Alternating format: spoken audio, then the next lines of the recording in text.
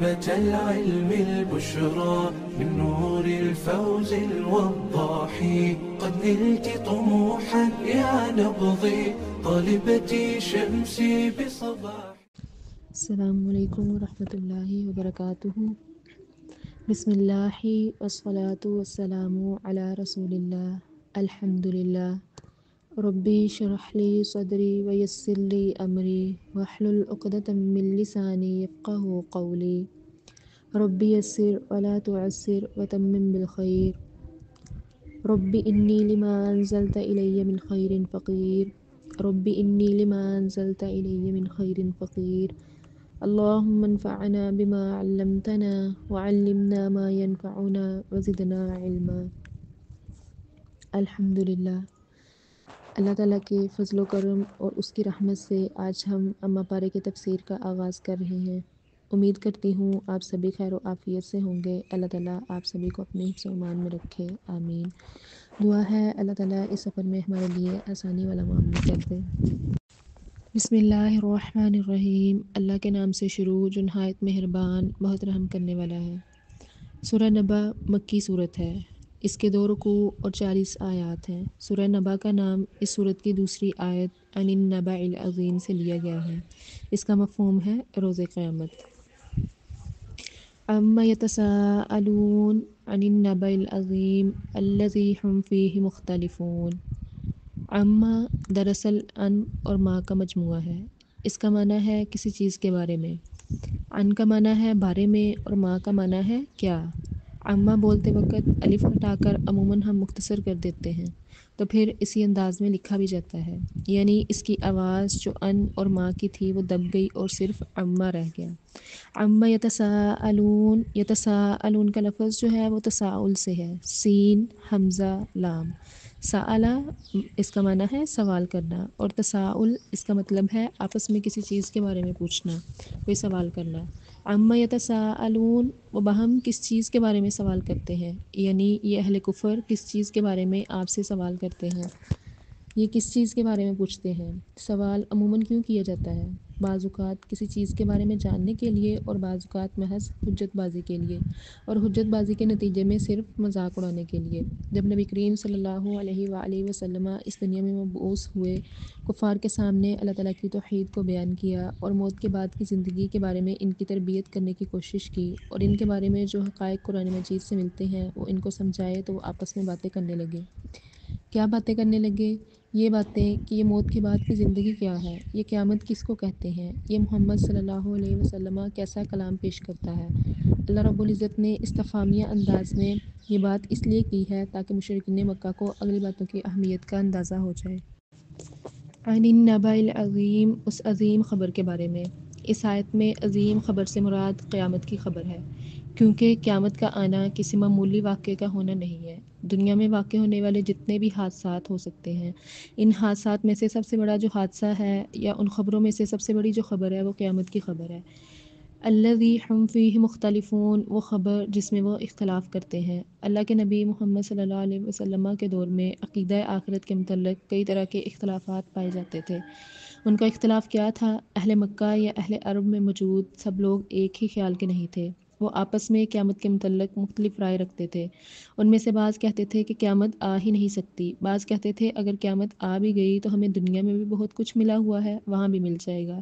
اہل مکہ کے علاوہ اہل کتاب یعنی عیسائی بھی قیامت کے متعلق مختلف طرح کے خیالات رکھتے ہیں، اور یہ بات اس وقت تک ہی کی نہیں بلکہ آج ہم مسلمانوں کے اندر آخرت کے بارے میں عجیب و غریب تصورات ہیں۔ ہم میں سے بہت سارے لوگوں نے اس دن کو معمولی سمجھ رکھا ہے، اس کے متعلق فکر کرنے کی ضرورت ہی محسوس نہیں کرتے۔ ہم میں سے کچھ ایسے ہیں جو دوسروں کی سفارشوں پر تکیہ کیے ہوئے ہیں کہ فلاں پیر یا فلاں بزرگ ہمارا سفارش کر کے ہمیں بخشوا لے گا۔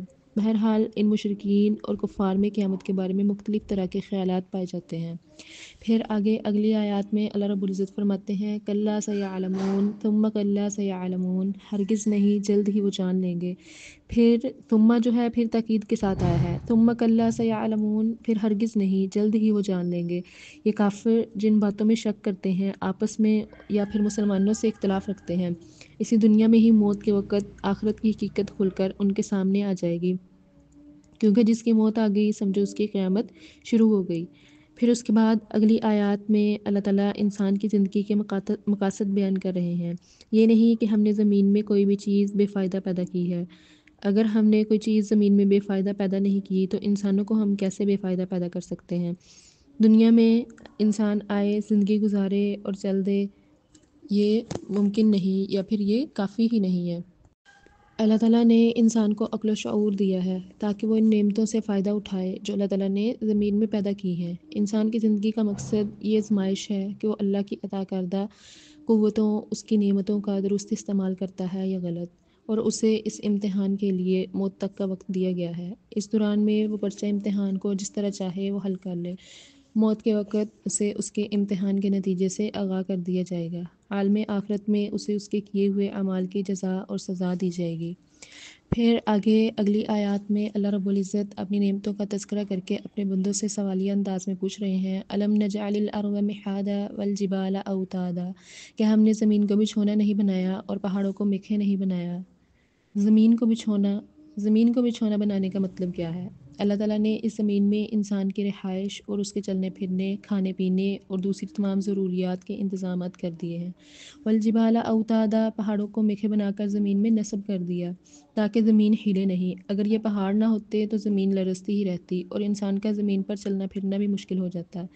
اس لیے اللہ تعالیٰ نے زمین پر مختلف مقامات پر جگہ جگہ جا بجا پہاڑوں کو زمین میں میکھوں کی طرح گاڑ دیا تاکہ انسان اس زمین پر اطمینان سے چل پھر سکے، اپنے گھر تعمیر کر سکے اور اپنی رہائش اختیار کر سکے اور سکون سے اپنی زندگی کو بسر کر سکے۔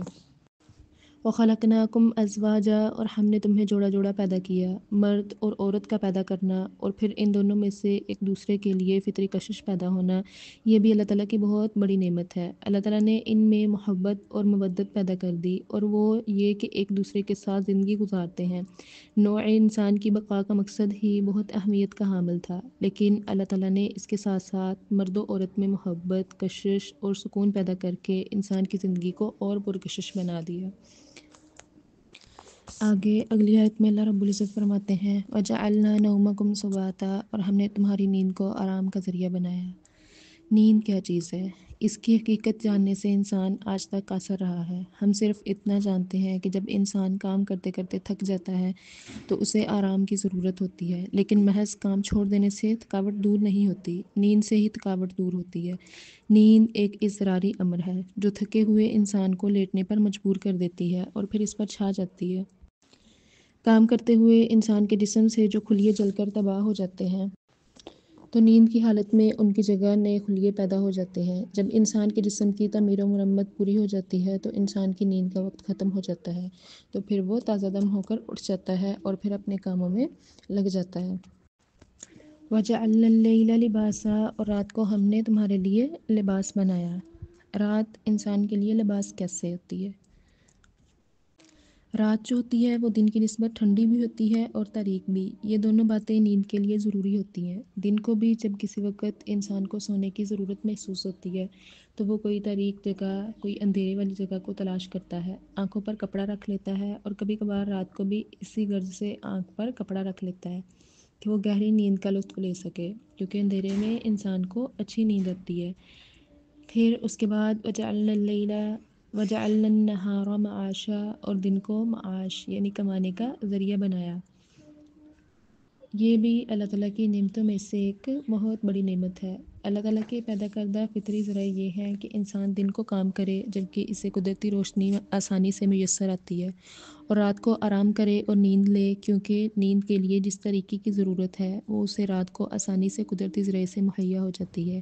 اس کے برعکس اگر کوئی شخص رات کو کام کرتا رہے اور دن کو سویا رہے تو نہ تو پھر گہری نیند کا وہ لطف لے سکتا ہے اور نہ ہی اس کے پورے فائدے حاصل کر سکتا ہے، بلکہ کچھ عرصہ کے بعد اس کی طبیعت جو ہوتی ہے وہ خراب ہونی شروع ہو جاتی ہے۔ وَبَنَيْنَا فَوْقَكُمْ سَبْعًا شِدَادًا، اور ہم نے آپ کے اوپر، تمہارے اوپر 7 مضبوط آسمان بنا دیے۔ یہ بھی اللہ تعالیٰ کی ایک نعمت ہے کہ اللہ تعالیٰ نے 7 آسمان اور وہ بھی مضبوطی کے ساتھ بنائے۔ وَجَعَلْنَا سِرَاجًا وَهَّاجًا، اور پھر ایک بھڑکتا ہوا چراغ بنایا۔ وہ بھڑکتا ہوا چراغ کون سا ہے؟ وَهَّاجًا الْوَهَّاجَ، بمانی سورج یا آگ کی بھڑک جس میں تپش بھی ہو اور چمک بھی، یعنی سورج ایک چمکتا ہوا گولا ہے جو انسانوں اور اہل زمین کو حرارت بھی مہیا کرتا ہے اور روشنی بھی۔ یہ سورج زمین سے 9,30,00,000 میل کے فاصلے پر رکھا گیا ہے۔ اگر یہ فاصلہ اس سے کم رکھا جاتا تو انسان سورج کی تپش سے جل کر مر جاتا، اور یہ فاصلہ زیادہ کر دیا جاتا تو انسان سردی سے ٹھٹر کر مر جاتا۔ سورج کو زمین سے اتنے مناسب فاصلے پر رکھنا اللہ تعالیٰ کی قدرت کا ایک کرشمہ ہے۔ پھر اس کے بعد اگلی آیت میں اللہ رب العزت فرماتے ہیں وَأَنزَلْنَا مِنَ الْمُعْصِرَاتِ مَاءً ثَجَّاجًا، اور پھر ہم نے نچڑنے والے بادلوں سے لگاتار بارش برسائی۔